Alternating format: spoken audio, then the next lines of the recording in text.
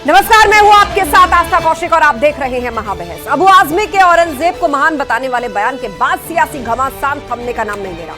महाराष्ट्र में एसपी नेता अबू आजमी ने अपने बयान में औरंगजेब को महान बताया था और इसके बाद अबू आजमी को जहां पूरे सेशन के लिए निलंबित कर दिया गया, वहीं उन पर 2 एफआईआर दर्ज हुई है।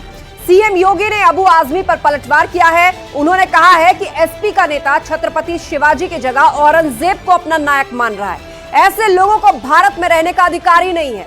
समाजवादी पार्टी को उस पर जवाब देना चाहिए। उसको एक बार यूपी भेज दीजिए, बाकी उपचार हम करवा लेंगे। वहीं अखिलेश यादव ने सोशल मीडिया में पोस्ट करके अबू आजमी का बचाव किया और सरकार पर निशाना साधा। आज इसी पर महाबहस करेंगे। पहले ये रिपोर्ट देखिए। औरंगजेब रहमतुल्लाह अलैह ने बहुत सारी मंदिरें बनवाई हैं। उस कमबख्त को निकालो पार्टी से और उसको एक बार यूपी भेज दीजिए, बाकी उपचार हम अपने आप करवा लेंगे। अबू आजमी बहाना, योगी का एसपी पर बड़ा निशाना। जब सब गलत हिस्ट्री दिखाई जा रही है। औरंगजेब रहमतुल्लाह अलैह ने बहुत सारी मंदिरें बनवाई हैं। औरंगजेब क्रूर शासक नहीं है। बिल्कुल क्रूर शासक नहीं बना। समाजवादी पार्टी का नेता, आपका विधायक घोषणा करो ना, उस कमबख्त को निकालो पार्टी से और उसको एक बार यूपी भेज दीजिए, बाकी उपचार हम अपने आप करवा लेंगे। योगी की ललकार, औरंगजेब प्रेमियों का करेंगे उपचार।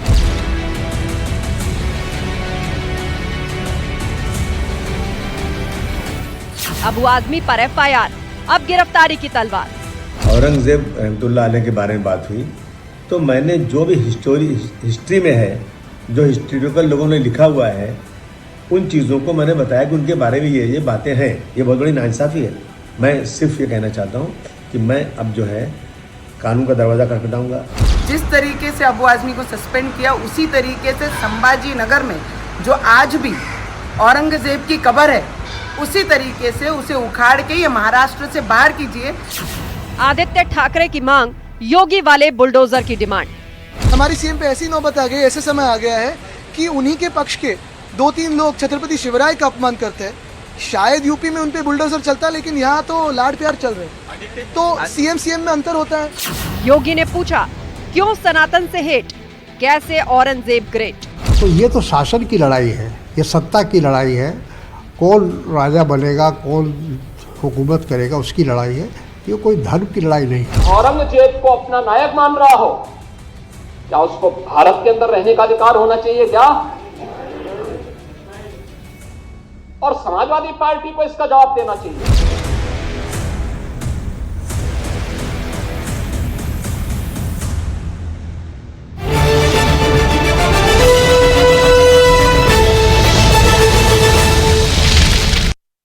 और वक्त है महाबहस के सवालों का, जिन पर फोकस है आज की पूरी डिबेट। पहला सवाल, औरंगजेब को महान बताएंगे तो क्या मुस्लिम वोट पाएंगे? इस तरह की बयानबाजी क्या बार बार देश में इसीलिए की जाती है? सवाल नंबर 2, मुगल आक्रांता सुल्तान बादशाह औरंगजेब क्यों महान? सब जानते हैं औरंगजेब की क्रूरता के किस्से, हिस्ट्री में सब कुछ नोटेड है, तो आखिर बार बार इस तरह के बयान क्यों? सवाल यह कि योगी बोले जिस औरंगजेब से प्यार यूपी में इलाज, की मतलब जो औरंगजेब का गुणगान करेगा यूपी में उसका अच्छा इलाज होता है। चर्चा के लिए हमारे साथ पूरा गेस्ट पैनल जुड़ा हुआ है। हमारे साथ हीरो वाजपेयी जी हैं, बीजेपी प्रवक्ता दीपक रंजन जी हैं, सपा प्रवक्ता सुधा मिश्रा जी हैं, कांग्रेस के स्पोक्सपर्सन फाजिल अहमद जी हैं, मुस्लिम स्कॉलर एचएस रावत जी, हिंदू धर्मगुरु। आप सभी मेहमानों का बहुत बहुत स्वागत है इस डिबेट में। तो शुरुआत सबसे पहले दीपक रंजन जी आपसे कर रहे हैं। आज मुख्यमंत्री योगी आदित्यनाथ ने अबू आजमी और समाजवादी पार्टी को घेरा और कहा कि जो औरंगजेब को ग्रेट बताते हैं उसका यूपी में बहुत अच्छा इलाज होता है, उसे यूपी भेजना चाहिए। देखिए, औरंगजेब का इतिहास और औरंगजेब के बारे में पूरा देश, पूरा दुनिया जानता है। उनके बारे में, उनके इतिहास में सबने पढ़ रखा है। ये सही है कि वे क्रूर शासक वो थे, लेकिन देखिए हम यहाँ पे ना औरंगजेब हमारे आइडियल हीरो हैं और ना ही हमारे जो है नाथूराम गोडसे हमारे आइडियल हीरो हैं।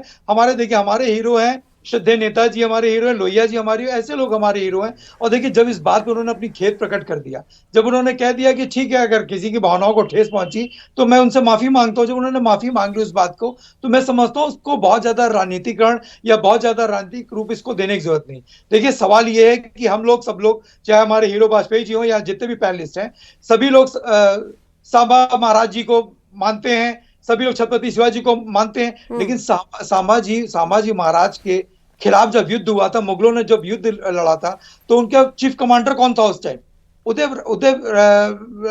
उदय भान सिंह राठौर जो है उनका चीफ था। और छत्रपति साहू जी महाराज को अगर औरंगजेब के हवाले किसी ने किया था तो कौन था? राजा जय सिंह सवाई थे। आज की तारीख में उनके परिवार, मान सिंह के परिवार के लोग आज की तारीख में भारतीय जनता पार्टी की सरकार में फल फूल रहे हैं। दिव्या कुमारी जी किसके परिवार से आती हैं? जो राजा मान सिंह, जो इनके मुगलों के कमांडर हुआ करते थे, और जो जितनी देखिए जितनी मंदिर, जाहिर सी बात है उसमें लिखा हुआ है, इतिहास में है कि औरंगजेब ने बहुतायत मंदिर तोड़ी, लेकिन आज की सरकार, भारतीय जनता पार्टी की सरकार में कितने हीरो वाजपेयी जी, अब पहली दलील तो ये कि माफी मांग ली है, तो अब आप लोग क्यों विवाद खड़ा कर रहे हैं? दूसरी दलील ये कि हिस्ट्री में बहुत कुछ वर्णित है। आधा मिनट आस्था जी, और मैं आधा मिनट से लूंगा हीरो भाई से। देखिए मेरा मानना यह है कि किसी भी तरह से जो बात बार बार औरंगजेब को लेकर आती है वो केवल एक है कि इनको लगता है कि हम एक विदेशी आक्रांता को, जो धर्म से मुसलमान है, उसको हीरो बनाएंगे तो एक वोट बैंक हमारी तरफ आकर्षित होगा। मुझे लगता है चुनाव दर चुनाव इस तरह के प्रयोग फेल होते रहे, आगे भी फेल होते रहेंगे। जहां तक इतिहास की बात है, इतिहास में सबको पता है, हिंदुस्तान के हर बच्चे को पता है, चाहे वो हिंदू हो और चाहे मुसलमान, पढ़ते सब एक ही सिलेबस है, उनको अच्छे से पता है कि औरंगजेब का क्या कैरेक्टर था। जो अपने बाप को कैद में रखे, अपने भाइयों का गला काट दे, अपने बाप को एक निश्चित पानी दे जेल के अंदर, पानी भी वो उतनी मात्रा में देता था जिससे उसका बाप जिंदा रह सके, अगर वो समाजवादी पार्टी का आइडियल है, वो समाजवादी पार्टी का हीरो है, तो मुझे लगता है जनता जनार्दन है, बार बार फैसला करती आई, आगे भी फैसला करेगी। ठीक है, और एक एक करके हम सबसे रिएक्शन लेंगे, लेकिन उससे पहले बता दें, औरंगजेब पर जगत गुरु रामभद्राचार्य का बयान सामने आया है और उनका कहना है कि औरंगजेब अत्यंत क्रूर, हिंसक, दुष्ट शासक था। औरंगजेब ने हजारों निर्दोष लोगों की हत्या कराई। औरंगजेब हमारे आदर्श नहीं, हमारे आदर्श शिवाजी, राणा और भगवान राम और भगवान कृष्ण है। सुनवाते हैं क्या कहा उन्होंने। ऐसी नौबत आ- औरंगजेब अत्यंत क्रूर, हिंसक, दुष्ट शासक था और हजारों निर्दोष लोगों की हत्या उसने की,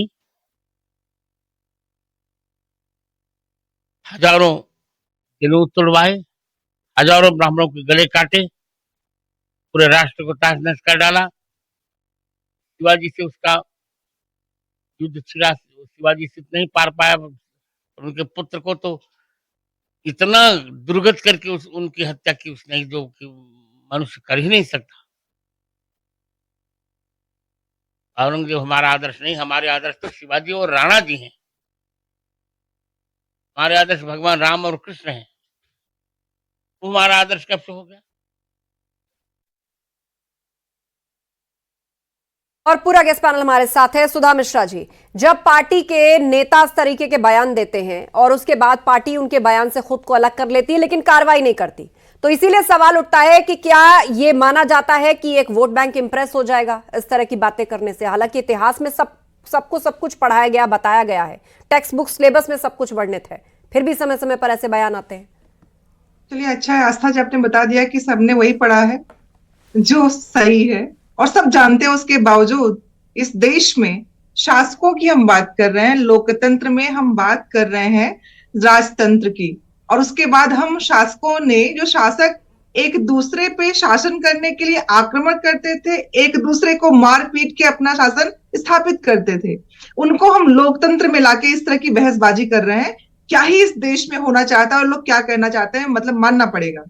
आप भी जानती हैं कि आक्रांता आक्रमण करेगा तो निर्दोषों को ही मारेगा, मारा, जो भी किया, जो भी हुआ, इतिहास की बात है। उसको इस तरह से, जिस देश में हमारे आज की समस्याओं की बात होनी चाहिए, वहां पे किसी व्यक्ति के माफी मांग लेने के बाद, आप दिल्ली के पास बैठी हुई हैं, आपने देखा होगा हमारी माननीय रेखा गुप्ता जी वो मुख्यमंत्री हैं, उन्होंने संविधान की शपथ ली थी।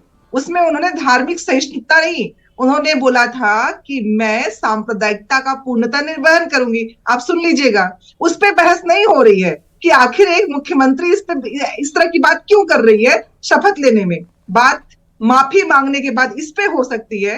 जो तथ्य है, इतिहास, एनसीईआरटी सब पढ़ा रहे हैं, सबने पढ़ा, 75 सालों से पढ़ा, उसके पहले जाना होगा, समझा होगा, लेकिन हम यहाँ बैठ के माफी मांग लेने के बाद उस बात पे बहस कर रहे हैं। अरे वो था क्रूर शासक, सबको मालूम है, कोई नई बात 10 साल में नहीं बताई गई है। उसके बावजूद लोग यहाँ बैठ के बताने की कोशिश करते हैं कि उस राजतंत्र में, कोई भी शासक होगा ना राजतंत्र का, वो अपने राज की स्थापना के लिए दूसरों का वध, तो हत्या, आज हिंसा की ही करेगा। डेमोक्रेसी में, नहीं सुधा जी, सवाल उससे आगे का है, आज की डेमोक्रेसी में पॉलिटिकल पार्टी के नेताओं को क्या जरूरत है उन ऐतिहासिक तथ्यों के विपरीत अरे, जाके मैंने बयान आपको देने बहस की? करने का इतना शानदार मुद्दा दिया कि हमारी आपके दिल्ली की माननीय मुख्यमंत्री जी ने धार्मिक सहिष्णुता पहले की इस जगह बहस के पे मुद्दे पर सांप्रदायिकता का प्रयोग ठीक है, आपने किया। अपना प्रश्न उठाया, हीरो नहीं, वाजपेयी जी नहीं, यहाँ पर हमारे अरे, बीच आपको में बात है, सुनी नहीं, लेकिन कितना जो बहस का बड़ा मुद्दा है वो। वास्तविक मुद्दा है आपको उस पर भी तो बहस बात करनी कीजिए ना चाहिए। आपने उस शब्द पर भी को तो सुना जवाब नहीं दीजिए ना। होगा, आज के नेताओं को क्या जरूरत पड़ी है? कांग्रेस पार्टी के भी कई लीडर हैं अरे, जो समय कोई समय बात- पर महिमा मंडन एक करते रहते हैं, क्या मुख्यमंत्री जरूरत कोई पड़ी है शपथ ले इसकी? रहा है, बताइए सुनिए मुझे। आस्था जी, पूरा ये मत यही है ना मानिए। कि भाई मुस्लिम वोट बैंक को खुश करना है, शायद इससे अरे, कुछ मैं वोट आपको मिल एक जाए। अच्छा मुद्दा दे रही हूँ, आपको मैं अच्छा मुद्दा दे रही हूँ। एक मुख्यमंत्री धार्मिक सहिष्णुता के आधार जगह पे बोलता है सांप्रदायिकता का निर्वहन करूंगी, उस पे करिए बहस। औरंगजेब तो गए, जो करना था करके गए, क्या करना है हमको? इस समय लोकतंत्र में किस बात की जरूरत है, किस तरह अपने इस धरा के लोगों को सही करना है, उसकी बात करिए ना। क्योंकि ठीक है, इस मैंने समय मुख्यमंत्री आपकी भावी पूरी हैं, बात सुनी उन पे सुधा जी, आपको बात पूरी करनी बात चाहिए। सुनी। लेकिन मैं और आप अबू लोगों आजमी को जिस पार्टी उन से आते हैं बातों उनके की बात प्रवक्ता करने से की ज्यादा जरूरत ही समय नहीं है। आपको मिला सुधा जी, लेकिन फिर भी आप उस सवाल से बहुत बच गई, आसान समय देने फिर भी के लिए। सवाल से आपने बच गई एहसान किया, इसके लिए एनीवेज आभार ठीक है, आपका।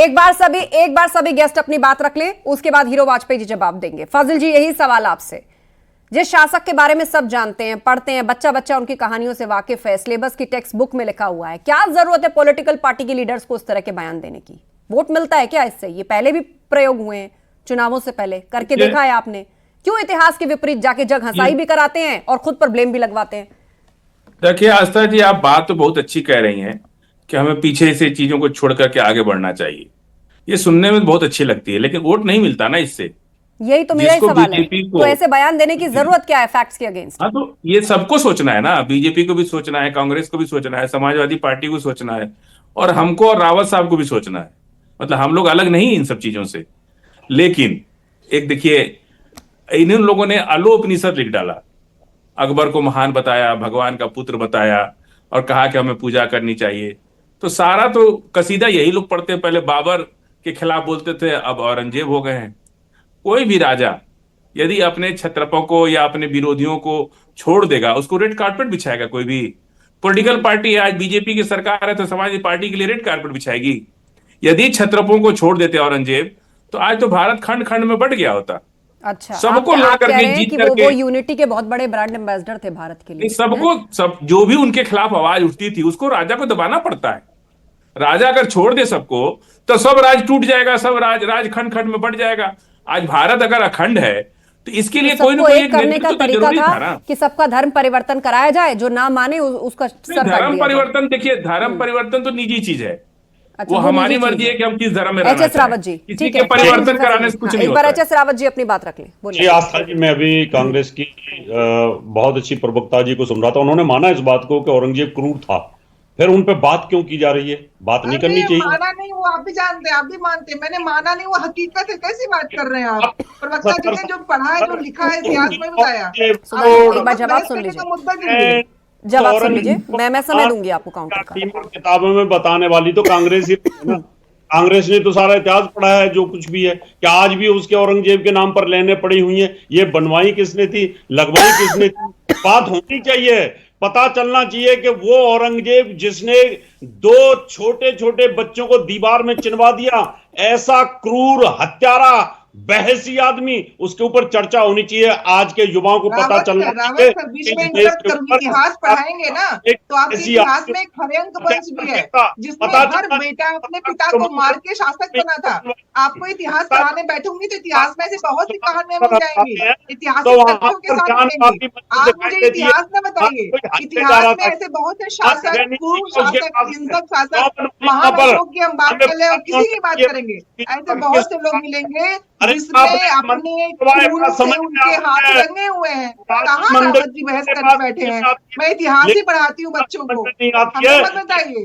हम बहुत अच्छे से जानते हैं कि हमें क्या जानना है और क्या जानना चाहिए। बुलबुल पे बैठ के उड़ते नहीं है यहाँ पे लोग, हम कल्पना में नहीं, तथ्यों के साथ जीने वाले लोग हैं। नहीं, इस तरह काउंटर मत करिए एक दूसरे को। मैं अलग से समय दूंगी सुधा जी, मैं अलग से समय दूंगी सुधा जी। आपकी बात पूरे पेशेंस के साथ हर पैनलिस्ट ने सुनी है, और आपको उन पार्टी के प्रवक्ता से भी ज्यादा वक्त अभी तक मिला है जिनके नेता ने इस तरह का बयान दिया। अब एक बार उनको बात कंप्लीट करने दीजिए, फिर आपको मौका मिलेगा। बोलिए रावत जी। मैं वही कहना चाहता था कि वहां आज के बच्चों को ये पता लगना चाहिए कि देखिए कृष्ण जन्मभूमि के बगल में मंदिर तोड़ा समझ आता है, लेकिन मंदिर की मूर्तियों को मस्जिद के अंदर लगवा देना, किस प्रकार से हिंदुओं की आत्मा को घायल किया। आज भी वो मूर्तियां मस्जिद की सीढ़ियों में लगी पड़ी हैं। ये अत्याचार नहीं था? आज के युवाओं को बहुत गया है पंडे लोग जो है, भंते लोग जो है अनशन कर रहे हैं, उस पर भी बता दीजिए। बापी को जवाब के बारे में बता दीजिए। तो आपकी आत्मा घायल हो अनशन करके बैठे हैं भंते जी लोग, हमारी मंदिर खाली करो, उस पर भी बता दीजिए रावत साहब। था किस प्रकार से गुरु तेग बहादुर को तेल के अंदर, कढ़ाई के अंदर डाल दिया गया। ऐसे आदमी के गुणगान करेंगे आप लोग? आप लोगों ने 70 साल में क्यों नहीं उसको बहसी बताया, क्रूर बताया? उसके नाम पर रोड़े क्यों डाली गई आप लोगों ने? आपको हटाना, हंसने से फायदा नहीं है। ये पता लगनी चाहिए, आज के बच्चों को पता लगना चाहिए कि किस प्रकार का एक बहसी क्रूर जो आंखें निकलवा ली, 40 दिन तक उनकी नखून खींचता रहा, उनकी चमड़ी को खींचता रहा, अंत में एक एक टुकड़े कर करके संभाजी महाराज को किस प्रकार से उसने पानी के अंदर बहा दिया, उसमें बहस होनी चाहिए। आज बच्चों को पता लगना चाहिए कि ऐसे अत्याचार हिंदुओं के ऊपर हुए हैं, उनके माथों पे हुए हैं, वो बहुत ही जरूरी है आज के समय पर। ठीक है, दीपक रंजन जी। देखिए अभी बात संभाजी महाराज जी की हो रही थी, छत्रपति शिवाजी महाराज की हो रही थी। ये सही है कि हर आदमी उनका अनुयायी है, हर आदमी उनका फॉलोअर है, हर आदमी उनकी रिस्पेक्ट करता है, उनका सम्मान करता है। लेकिन मैं पूछना चाहता हूं कि उस टाइम के जो इनके सेनापति हुआ करते थे औरंगजेब के, जिनके खिलाफ मुगलों के साथ लड़ाई लड़ी, उदयभान सिंह चौहान आज, उदयभान सिंह राठौर आज का उनका परिवार कहाँ है? मान सिंह का परिवार कहाँ है?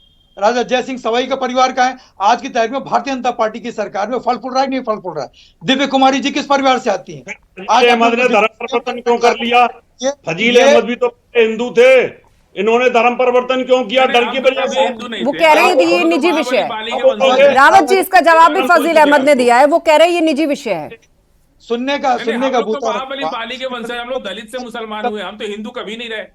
काहे आप हमको थोपते हैं? हमारा अपमान करते हैं आप हिंदू का, क्या हमको अपमान करते हैं हिंदू का? हिंदू हम लोग कभी नहीं रहे। एक सेकंड, हम लोग आप हिंदुओं से दलितों को अलग क्यों कर रहे हैं फजील अहमद जी? नहीं, आप अलग क्यों कर रहे हैं? हम लोग हिंदू नहीं, आप मान रहे हैं कि आपके पूर्वजों ने धर्म परिवर्तन किया किसी कारण से, लेकिन दलित भी हिंदू ही है, सब हिंदू ही है। अब वोट बैंक की भाषा में बात मत करिए। और एक सेकंड के लिए शांत हो जाइए, दीपक जी को बात पूरी करने दीजिए। फाजिल जी, दीपक जी को बात पूरी करने दीजिए, बोलिए। देखिए उनका कोई जवाब नहीं है। अच्छा, मैं कहना चाहता हूं कि उसकी क्रूरता की कई सारी कहानियां हैं।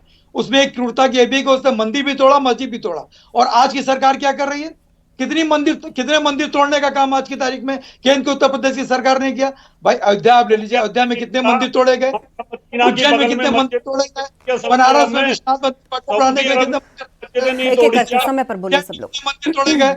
तो इस सरकार ने तो जितने मंदिर तोड़े हैं बता दें आप हीरो वाजपेयी जी, सऊदी अरब कट्टर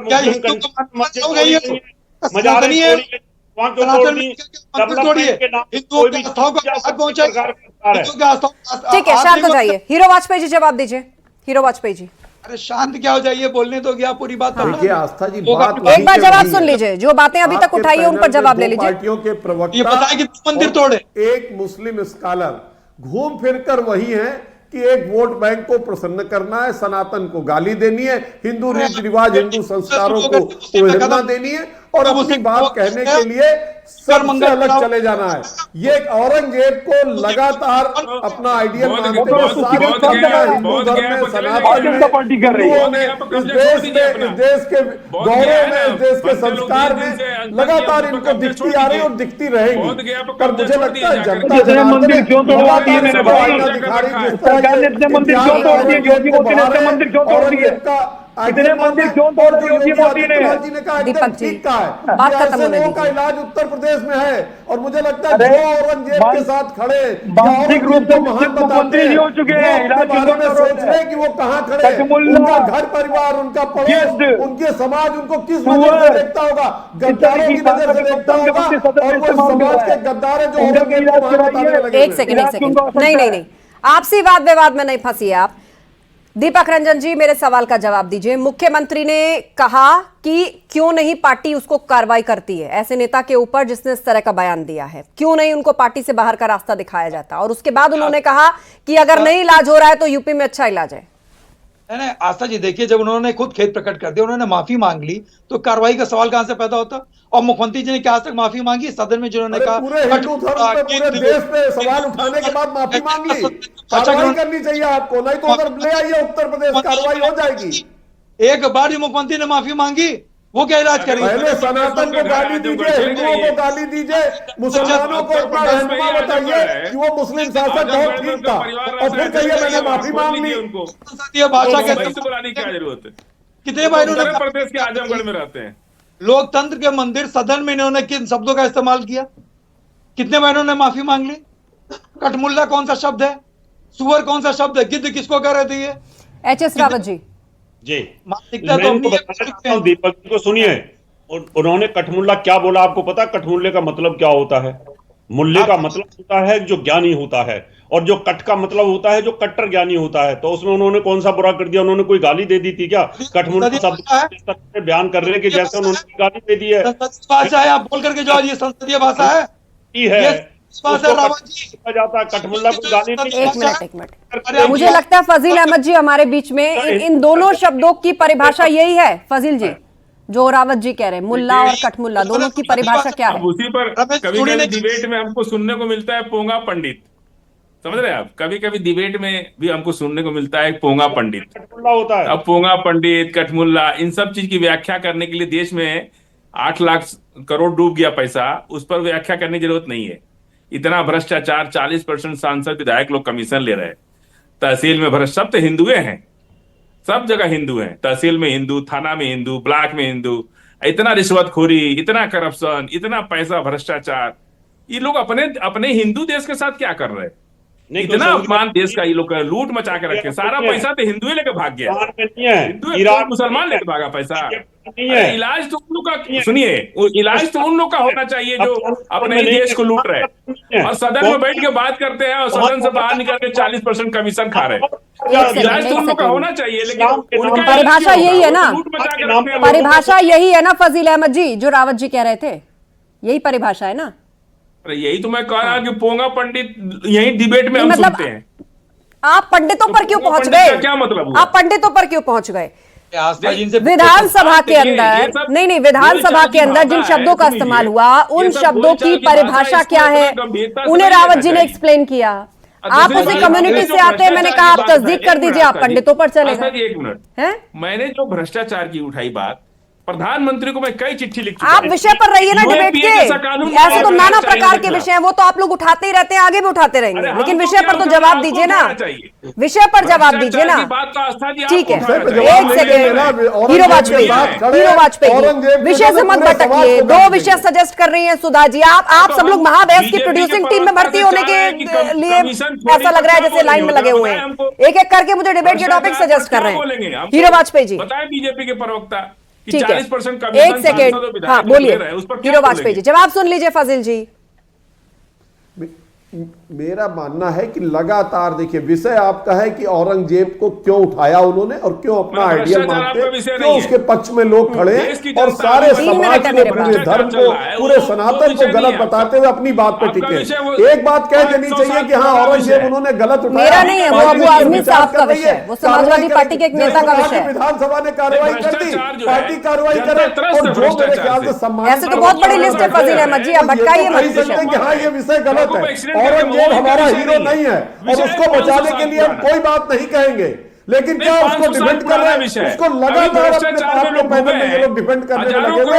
ये मानसिकता दर्शाती है कि पार्टियां कहां जा रही हैं, वोट के लालच में कहां जा रही हैं। सुधा जी, अरे स्विस बैंक में किसका अकाउंट है? औरंगजेब का है। एक मिनट, स्विस बैंक में ऐसा लग रहा है आप कोई निबंध नहीं लाए, हर बार 3-4 पंक्तियां पढ़ दिया करते हैं उस पर। सुधा जी बोलिए। मुगल बादशाहों का अकाउंट औरंगजेब को कौन लेकर आया चर्चा में? औरंगजेब पर बयान किसने दिया फजील जी? चुनाव आते हैं तब क्यों औरंगजेब और जिन्ना का जिक्र होता है? किसकी तरफ से पहले जिक्र होता है? आप उस पर जवाब नहीं देना चाहते, आप उस पर जवाब नहीं देना चाहते सुधा जी। आप हमको जवाब दीजिए। ठीक है, आप शांत रहिए, सारे पैनलिस्ट को बोलने दीजिए, सारे पैनलिस्ट को बोलने दीजिए। लास्ट 1.5 मिनट का वक्त है मेरे पास। फजील जी, सुधा जी की आवाज जाएगी, बोलिए सुधा जी, बोलिए। जी आस्था जी, बहुत बहुत आभार है आपका, लेकिन मुझे समझ में बात नहीं, आपने तुरंत टोन कर दिया कि हम लोग सिखा रहे हैं आपको। हम सिखा नहीं रहे, हम चाहते हैं कि आप लोगों का ध्यान जो वर्बस होना चाहिए हमारे मुद्दों पे। आपने पोंगा पंडित सुनते ही आपको नाराजगी हो गई, मुझे भी होनी चाहिए थी, लेकिन मुझे नहीं हुई, क्योंकि मैं जानती हूँ कि इस देश में धर्म के धाते बांटने का पूरा जो बयाना लिया है भाजपा ने लिया हुआ है, और बंटवारा विषय पर रहने में और विषय से भटकने में पड़ता है, क्योंकि जब भी उसके बीच में जो रेखा है, मैं इस पार हूँ और आप उस पार है। नहीं, मैं क्या कह रही हूँ आपसे, मैं ये कह रही हूँ ना कि अगर मुख्यमंत्री जी ने कठमुल्ला शब्द ना बोला होता तो आज यहाँ पे पोंगा पंडित नहीं आता। तो देखिए ना कि इस देश में जानबूझ के मुद्दों से दूर करने की जो राजनीति हो रही है, उस पे हम बात कर रहे हैं, क्योंकि वो चाहते हैं हम इसी में उलझे रहें। ये बातें, औरंगजेब की बातें जो लिखी है इतिहास में, बार बार दोहरा के इसने इसको मारा, नाखून नोचा, अरे सब पढ़ चुके हैं। आपने पढ़ा, रावत जी ने पढ़ा, हीरो वाजपेयी ने पढ़ा। लेकिन सुधा जी, इस विषय को लेकर कौन आया? आप उस पर क्यों नहीं बोल रही हैं? तो आप, मैंने कहा ना, इस विषय को लेकर कौन आया? समाजवादी पार्टी के नेता। सुन लीजिए भाई, एग्जाम में भी आता है, वो एग्जाम में आता है यूपीएससी के, तब कहेंगे कौन लेके आया? वो तो एग्जाम का प्रश्न भी है। अगर कोई लाया, माफी मांग लिया। यहाँ पर अभी परीक्षा पर चर्चा नहीं हो रही है, अभी यहाँ इतिहास पर चर्चा नहीं हो रही है, यहाँ राजनीति पर चर्चा हो रही है कि वो इतिहास जो सबके सामने क्लियर है, उसके अगेंस्ट जाकर बार बार बयान देने के पीछे की मंशा क्या है, इस पर चर्चा हो रही है। बहरहाल समय यही खत्म हो रहा है, मुझे फिलहाल डिबेट को यही रोकना होगा। आप सभी पैनलिस्ट का शुक्रिया इस चर्चा में शामिल होने के लिए। तो जिस तरीके से अबू आजमी के औरंगजेब को महान बताने वाले बयान के बाद सियासी घमासान थमने का नाम नहीं ले रहा, उससे लग रहा है कि बहस और आगे तक जाएगी। महाराष्ट्र में एसपी नेता अबू आजमी ने हालांकि इस बयान के बाद खेद प्रकट किया है, लेकिन फिर भी बीजेपी ने इसको एक बड़ा मुद्दा बना दिया है।